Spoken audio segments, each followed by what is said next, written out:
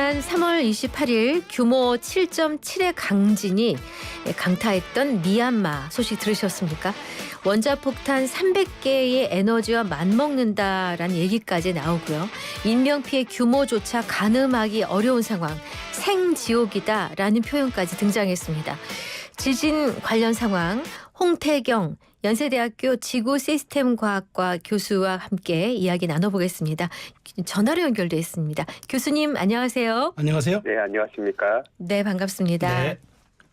자, 지난 3월 28일 미얀마 제2의 도시라고 하는 사가잉주 만달레이에서 규모 7.7의 강진이 발생했습니다. 그 현지 언론 보도를 보면 우리가 보고 있는 건 아시아에서 한 세기 넘게 보지 못한 정도의 참사다. 100년간 한 번도 보지 못한 참사. 얼마나 위력이 크면 이런 표현이 나올까요, 교수님? 네, 규모 7.7은 상당히 강력한 지진이라고 할 수 있는데요. 네. 네. 우리가 겪은 지진 가운데는 2016년도 경주 지진을 꼽아볼 수 있는데 네. 이 경주 지진이 규모가 5.8인데 우리나라에서 발생한 지진 가운데서는 역대 제일 큰 지진이었습니다. 네. 예, 근데 이 경주 지진 5.8에 비해서도 약 600배 정도 큰 지진이 아유. 되고요. 네. 그다음에 2020년도에 IT 지진이 발생한 적이 있었죠. 있는데요. 네네. 예, 그 사망자가 30만 명에 이르거든요. 네. 이때 이 IT 지진 때 사망한 사람들 숫자를 생각해 보면은 굉장히 강력한 지진이었는데 이 네. 규모가 7.0이었습니다. IT가 7.0이었군요. 네, 그래서 7.0에 비해서도 약 10배가량 큰 지진이었기 때문에 네. 이번 지진 정도가 굉장히 크다는 것을 짐작해 볼 수 있습니다. 아, 그렇군요. 그러니까 지금 뭐 사망자 수가 한 3,000명 정도라고 가장 최근 보도에서 본 것 같은데요. 부상자는 더 늘어나고 있을 테고요. 근데 문제가 미얀마는 지금 내전 중이어서 정확한 피해 규모도 파악이 안 된다고 합니다. TV 화면으로 보여지는 도시는 뭐 십몇 층짜리 건물의 옥상층이 바닥에 내려앉아 있을 정도던데요. 지금 이거 기하급수적으로 늘어날 것 같습니다. 네, 네, 이 규모 7.7 지진 세기도 강력했지만 어떤 점이 더 피해를 키웠다고 보십니까? 지금 이 지진을 일으킨 단층이 사가인 단층이라고 하는데요. 사가인 단층, 예. 네, 미얀마 서쪽을 지나는 남북 방향으로 지나는 긴 단층입니다. 이 단층의 길이는 최대 길이가 1,200km 정도 되는데요. 네. 이번 지진을 일으킨 이 사가인 단층에 약 250km, 남북 방향으로 250km 부분이 쪼개지고 또 지하로는 지표에서부터 20km에 이르는 거대한 구간이 부서지면서 이번 지진이 발생을 했거든요. 그러다 보니까 단층의 굉장히 큰 부분이 부서지고 굉장히 얕은 곳이 부서진 형국이 되겠습니다. 네. 아하, 네. 이번에 피해를 많이 본 만달레이는 인구가 한 120만 정도 되는 제2도시라고 알려져 있는데요. 네. 이번에 이 사가인 단층 지진을 일으킨 요 부분부터 이 도시까지는 약 30km 정도 떨어져 있는데요. 네네. 거리가 비교적 매우 가까운 데다가 네네. 이 그 만달레이 도시 인구 밀도가 굉장히 높고 네. 사람들이 많이 살고 뭐 인프라 같은 것들도 굉장히 밀집해 있는 형국이라서 아하. 직접적으로 지진동이 전달되면서 피가 커진 거로 생각이 되고 있습니다. 자, 교수님, 사실 지금 말씀하신 것처럼 30만 명 IT 지진보다 뭐 10배가 큰 지진이면 나중에 이 사망자 수 인명피해를 상상하기 좀 어려운 수준인데 지금 미국 지질조사국에서는 사망자가 10,000명 이상이 될 거라고 했는데 그러나 이제 그 미얀마의 특성이 좀 지진에 취약한 건물이 밀집 거주하는 형태라서 지금 말씀하신 대로라면은 미국 지질조사국 사망자보다 훨씬 더 뛰어넘을 가능성도 있지 않겠습니까? 네, 지질조사국에서 예측한 수치는 어제까지는 이제 예측 수치인데요. 네. 그것은 이곳의 인구 밀도와 그다음에 건물의 강도, 네. 그다음에 이곳을 흔든 지진동의 크기 등을 종합적으로 고려해서 나올 수 있는 확률론적으로 계산한 수치입니다. 네. 그래서 실질적으로는 이 1만 명이나 숫자에 못 미칠 수도 있고요. 네네. 혹은 이것을 훨씬 능가할 수도 있는 상황이라서 네. 정확하게 가늠하기는 어렵지만 네. 하지만 현재 이 매몰된 건물들이 많고 네. 아직까지 구조되지 못하거나 이 실종인 상태로 남아있는 분들이 많기 때문에 네. 현실적으로는 1만 명에 근접하거나 넘어설 가능성도 아주 높다고 할 수 있습니다. 네. 외신을 통해 접해본 화면으로 보면은 중장비 같은 게 동원돼 있지도 않고 사람들이 아름아름 지금 뭔가를 하고 있더라고요. 네. 더 걱정이 있는데 문제는 여진이 이어지고 있다면서요. 네, 그렇습니다. 이곳에 꾸준히 이어지고 있는데요. 우리나라 경주 지진 같은 경우는 규모가 5.8이었음에도 불구하고 경주 지진 이후에 수년 동안 경주 일대에서 여진이 이어지고 있거든요. 어머나. 예, 그리고 이 경주 지진 또 포항 지진이 발생하면서 동해 앞바다 지역에 그 여진이라고 할 수 있는 지진들이 아직까지 이어지고 있습니다. 어머, 그래요? 예. 네, 그래서 이번 7.7 지진이 발생한 이 사강인 단층 일대에서는 이 여진으로 수년간 여진이 발생할 가능성이 높고요. 네. 또 우려되는 거는 이번 지진이 전체 사강인 단층 1200km 중에서 250km 구간만 부서지고 나머지 구간에는 여전히 많은 응력이 쌓여있는 형편이거든요. 어머나. 그러니까 한 1000km에 가까운 구간이 여전히 그 응력이 쌓여있는 형편이고 또 큰 지진을 유발할 수 있는 잠재력을 가지고 있기 때문에 어떡해요. 네, 이 여진 중에는 규모가 굉장히 큰 여진이 발생할 가능성도 있고 개중에는 규모 7이 넘는 여진도 예상할 수 있는 형편입니다. 아. 그렇기 때문에 더욱더 우려가 많이 되는데요. 특히 이제 이 그 만달레이 지역의 현재 구조 상태를 보게 되면 앞서 말씀하신 것처럼 중장비를 사용할 수 없는 상태로 이제 구조가 이루어지고 있기 때문에 구조 속도가 매우 느린 상태거든요. 네네. 이것은 이제 중장비를 썼다가는 그 아래에 매몰되어 있는 사람들이 더 크게 피해를 입을 수 있는 가능성을 최소화하기 위해서 이제 그런 구조 방법을 택하고 있는데요. 이런 여러 가지 점을 고려를 해보면 여진이 좀 발생하지 않았으면 하는 개인적인 바람도 있습니다. 자, 그러다 보니까 교수님 지금 말씀하신 것처럼 중장비를 동원하기 어려운 상황이다 보니까 맨손으로 일단 뭐 잔해도 파내고 있고 이렇게 지금 참 1차원적으로 하고 있는데 그럼 이런 상황에서 구조 작업 어떤 방향으로 이루어져야 하겠습니까? 네, 이런 경우가 굉장히 좀 난처한데요. 네. 굉장히 이곳에 고층 건물들이 있는 경우에 매몰자들 파악하기도 쉽지 않은 형편입니다. 네네. 더군다나 이제 인프라가 많이 파손되어 있는 상태인데요. 그러니까 도로라든가 교량 같은 것들이 네. 파괴가 돼 있어서 외부에서 지원 인력을 받거나 하기도 되게 곤란한 상황이거든요. 네. 그래서 현지 인력만을 거의 활용을 해서 구조 작업이 이루어져야 되는 형편이라서 굉장히 어렵기 때문에 네. 어디에 많은 사람들이 매몰돼 있는지를 빨리 파악하는 게 중요하고요. 네. 해당 지역에 이제 우리가 개나 이런 그 탐지견들을 이용해서 빨리 그 인명을 찾아내고 그곳을 집중적으로 이제 그 발굴해내고 사람들 구조해내는 작업들이 우선시되는 것이 필요합니다. 근데 지금 미얀마는 덥지 않습니까? 네. 그러면은 이제 이미 사망하신 분들 같은 경우는 벌써 이제 부패가 이루어지고 여러 가지 이게 병균이라든가 전염병에 취약할 수밖에 없어서 이게 지금 굉장히 어려워질 거라는 생각이 드는데 국제 적십자 연맹도 기온 상승에 더해 몇 주 안에 몬순 우기까지 다가오고 있다면서 긴급 구호가 필요하다고 경고하고 있습니다. 우기가 되면 또 어떤 위험이 있습니까? 네, 우기가 되면 이 기온이 높아지는 것 자체가 말씀하시는 것처럼 만약에 시심이 있게 되고 매몰 상태를 있게 되면 이제 부패하게 되는 일들이 벌어지는데요. 우기가 겹치게 되면은 이렇게 해서 발생하게 된 질병이나 전염병이 확산될 우려가 더 커지게 됩니다. 그러니까 지하수를 통해서 빗물하고 지하수에 이제 흘러 들어가게 되는데요. 이렇게 이제 많은 전염원 같은 것들이 빠르게 확산할 수 있는 여지가 되고 기온이 올라가게 되면서 더 많은 오염이 이제 활발히 활달하게 되는 그런 상태로 접어들게 되거든요. 더군다나 이제 이재민들은 제일 중요한 게 식수인데요. 이 우기가 접어들게 되면은 지하수까지 이제 지표에 오염된 것들이 지하수 타고 들어가기 때문에 이제 식수조차도 얻기 어려운 이제 환경으로 처하게 됩니다. 그래서 이제 이기중고가 되기 때문에요. 더욱더 이제 이재민들이 생활하기에는 어려운 상황이 된다고 할 수 있습니다. 네. 그렇군요. 근데 진짜 그렇게 이 미얀마에서 이렇게 참혹한 강진이 발생한 원인이 정말 궁금합니다. 무슨 미얀마 언론도 이건 한 세기 넘도록 보지 못한 표현을 썼는데 왜 이런 강진이 발생한 거죠?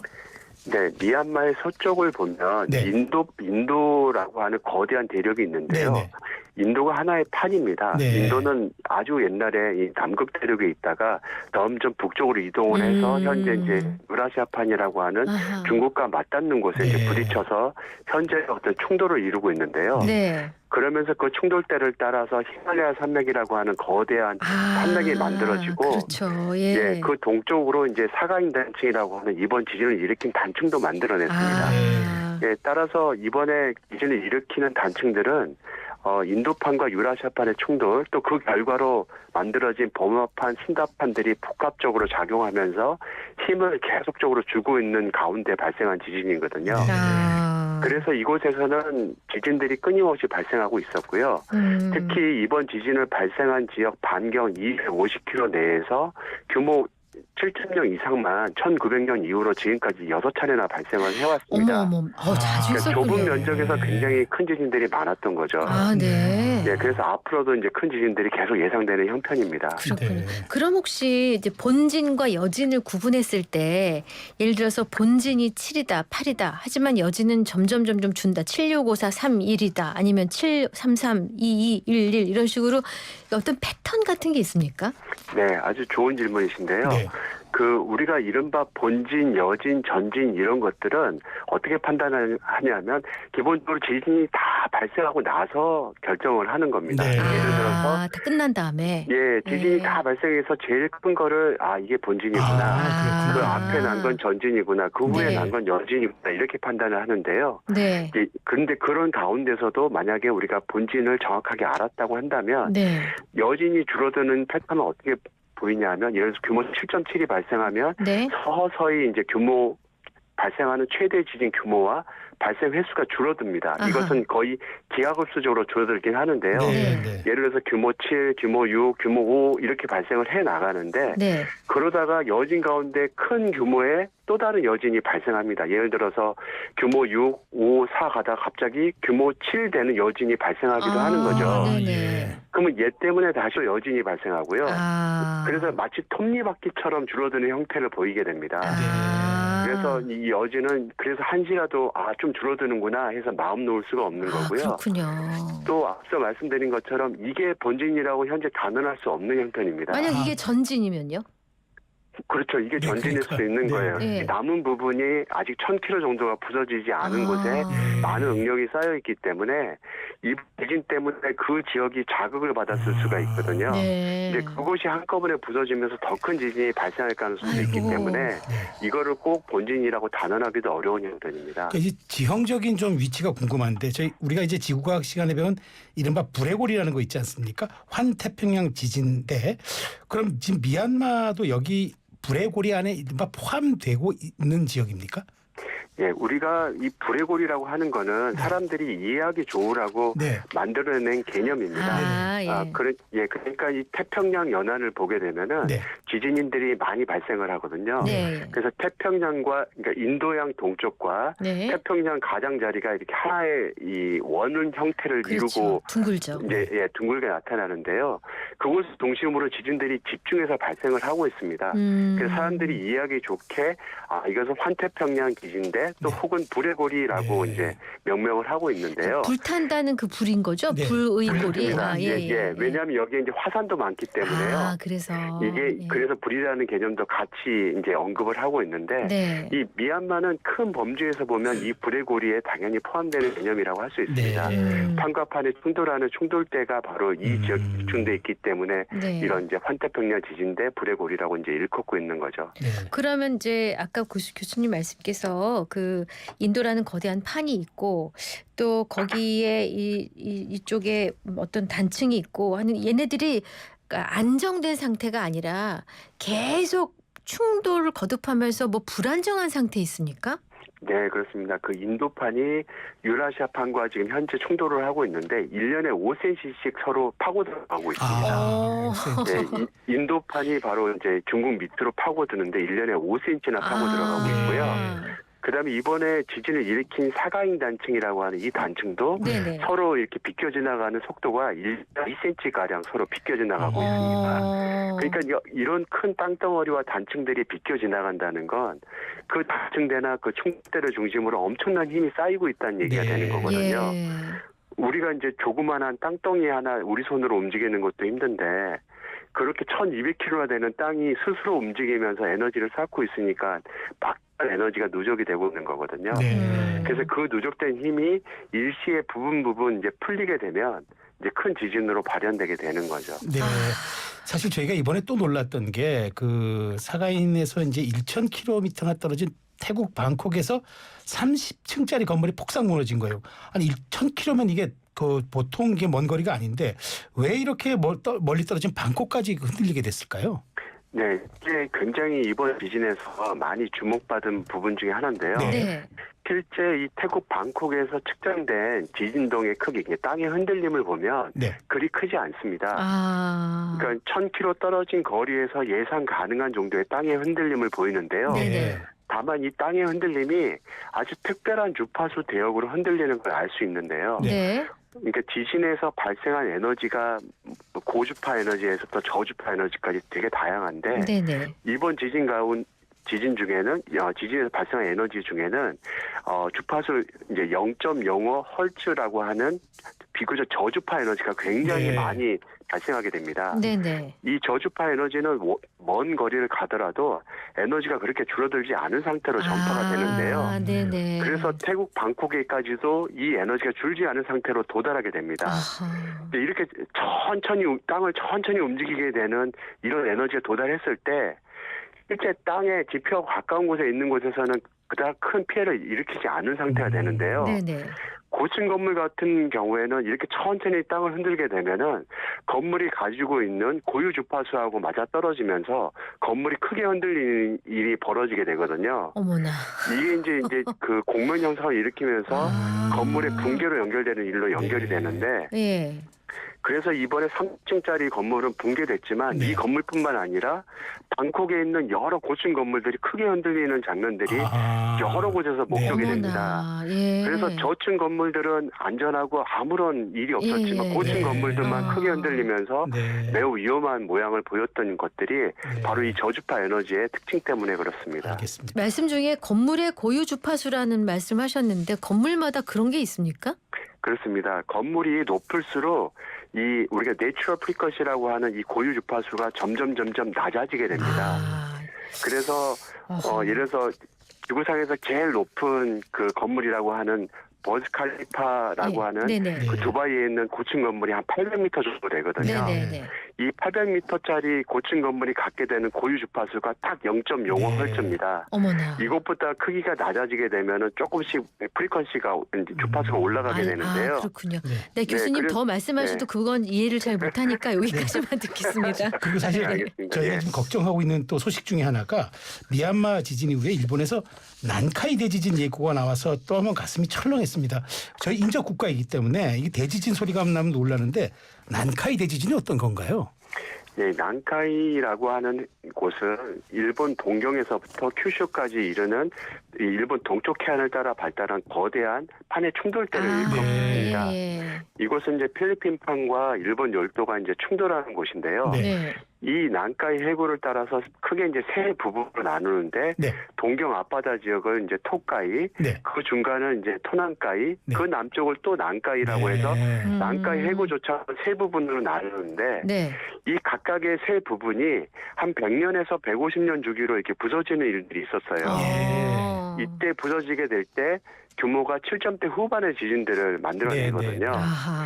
그래서 이 난카이 해구 중에서 이제 가장 위험하다고 하는 부분이 바로 토카이 동경 앞바다 지역과 이제 제일 남쪽에 있는 큐슈 앞바다 지역 이 두 부분은 네. 이미 지진이 발생할 시기를 넘어섰다고 평가되고 있거든요. 예. 그래서 전문가들 평가에는 이들 지역에서 향후 30년 내에 규모 7점대 후반이나 8점대 초반의 지진이 발생할 확률이 80%가 넘는다라고 이제 평가를 하고 있어요. 예. 확률론적으로 80%란 얘기는 지금 당장 발생해도 하나도 이상하지 그러니까. 않다는 얘기거든요. 네네. 근데 이게 이제 더 심각한 경우는 지금까지는 이렇게 난카이 부분이 아까처럼 말씀드린 것처럼 부분 부서졌을 때를 상정을 했지만 네. 네. 만약에 일시에 부서지게 된다면 어머. 그러니까 이 부분이 저 동경 앞바다에서 큐슈 앞바다까지 부서지게 된다면 아유. 최대 규모가 9.0에 이를 거라는 것이 이제 학계의 평가입니다. 예. 9.0은 우리가 2011년도 동일 대지진 때 규모가 9.0이었거든요. 그렇군요. 네. 그러니까 거기에 버금가는 큰 지진이 발생할 거라는 생각인 거고 네. 네. 여기는 더군다나 인구가 많고 산업시설이 밀집해 있는 구간들이기 그렇죠. 때문에 네. 예. 피해가 더욱 커질 거라고 생각을 하는 겁니다. 네. 아이고, 일본은 굉장히 긴장하겠는데요. 그렇습니다. 예, 일본 수도도 있고 굉장히 산업시설도 많고 인구 밀도도 높기 때문에 걱정이 매우 높은 상황이죠. 아니 근데 난카이 대지진은 일본 정부 전문가회에서도 30만 명 저희가 뭐 아까 미얀 그 과거에 IT 지진 30만 얘기했는데 이건 일본의 30만은 이건 대재앙 아닙니까 이건? 그렇습니다. 2011년도 동일본 대지진 때도 규모가 9.0이었지만 네. 당시 사망자 수는 2만 명에 그쳤거든요. 네. 물론 2만 명도 매우 많은 숫자지만 규모를 생각해 보면 2만 명이면 매우 선방한 겁니다. 예, 그 정도구나. 2004년 12월 26일 날 인도네시아 앞바다에서 발생한 규모 9.1 때도 사망자 수가 한 30만 명에 이르렀거든요. 그렇구나. 예. 예, 그러니까 그거 비하면은 일본 정부가 워낙에 준비를 잘했기 네. 때문에 2만 명으로 이제 피해를 줄인 겁니다. 네네. 그런데 이번에 만약에 이 지진이 규모 9.0에 이르는 지진이 난카이 해구에서 발생하게 된다면 네. 이거는 더 속수무책일 거라는 아, 생각이 있는데요. 왜냐하면 인구 밀도가 너무 높고 고층 건물이 더 많은 더 지역을 많죠. 크게 더 흔들기 많죠. 때문에 그렇죠. 예. 아무리 준비를 잘했더라도 피해를 피할 수가 없을 네. 거라는 생각 때문에 그렇군요. 30만 명이나 되는 피해가 있을 거라고 예측을 예. 하는 거죠. 그럼 교수님 이제 두 가지 정도 더 질문을 드릴 수 있을 것 같은데 일단 후지산이 폭발할 가능성이 있습니까? 후지산은 지금 활화산으로 평가되고 있고요. 네. 이 화산의 활동도라든가 움직임이 여전히 예측이 되고 있는 곳입니다. 네. 큰 마그마방이 있어서 언제든지 분화해도 이상하지 않은 상태라고 예상이 되고 있고요. 네네. 특히 동쪽하고 가까이 있다 보니까 네. 분화하게 되면 굉장히 큰 피해를 연결시킬 수 있겠다라는 우려로 주의 깊게 모니터링을 하고 있는 상황입니다. 자 교수님, 근데 이제 우리 SNS 등에서 난카이 대지진이 나면은 바로 우리는 이제 붙어 있는 나라니까 백두산이나 한라산에서 분화할 것이다. 이게 분출할 것이다. 이런 말이 떠도는데 이게 사실인지 궁금하고 그러니까 백두산 한라산은 이미 화산 활동이 끝나지 않았습니까? 사화산이죠. 그러니까요. 근데 네. 이게 백두산 분화설 어떻게 보십니까? 백두산 같은 경우에는 네. 여전히 활화산으로 평가되는 화산이고요. 그래요? 그렇습니까? 네, 백두산은 마지막 분화가 네. 1903년에 있었습니다. 네. 비교적 오래되지 한 100여 년 전에 그렇죠. 100여 년 분이거든요. 전이죠. 네네. 그리고 여전히 그 백두산 하부에는 마그마방이 있는 게 확인이 되고 있습니다. 그렇군요. 이것은 우리나라 학자뿐만 아니라 중국 그다음에 북한 학자들조차도 확인한 사실이고요. 네네. 화산 활동과 함께 그러니까 화산 활동으로 인한 지진 활동이 모니터링이 되고 있고 네. 여전히 관측이 되고 있는 지역이거든요. 네. 그래서 언제 분화해도 이상하지 않다라고 생각을 하고 있는 상태인데요. 네. 그에 반해서 우리 이제 한라산 같은 경우에는 네. 뚜렷한 이제 분화 징후는 보이지 않고 있는 네. 상태인데요. 네. 근데 이 난카이 해구나 동일본 대지진과 같이 큰 지진이 발생하게 되면 네. 이때 발생한 지진동이 이 인접한 화산에 자극을 주고 네. 화산이 분화할 수 있을 거라는 생각인 겁니다. 네. 근데 실제로 인도네시아나 일본 같은 경우에 근처에서 큰 지진동이 일어나게 되면은 화산 활동이 왕성해진 결과들이 많이 목격이 됐었습니다. 네. 그래서 2011년도 동일본 대지진 당시에도요, 일본 열도에 있는 많은 화산들이 활동한 것들이 관측이 됐었고, 네. 그다음에 동일본 대지진 때 백두산 하부에서 활동이 있었던 것처럼 보이는 흔적들도 보였거든요. 예. 근데 더 가까이 있는 이 난카이 해구에서 만약에 지진이 크게 난다면 백두산에도 이제 직접적으로 영향을 줄 가능성이 없지 않아 있을 수 있다고 좋습니다. 생각을 되는 그럼 거죠. 백두산, 한라산 다 포함해서 우리나라에 어떤 영향이 미칠까요? 이 2011년도 동일본 대지진 후에 한반도의 지진 발생 빈도가 크게 증가하는 일이 있었거든요. 네.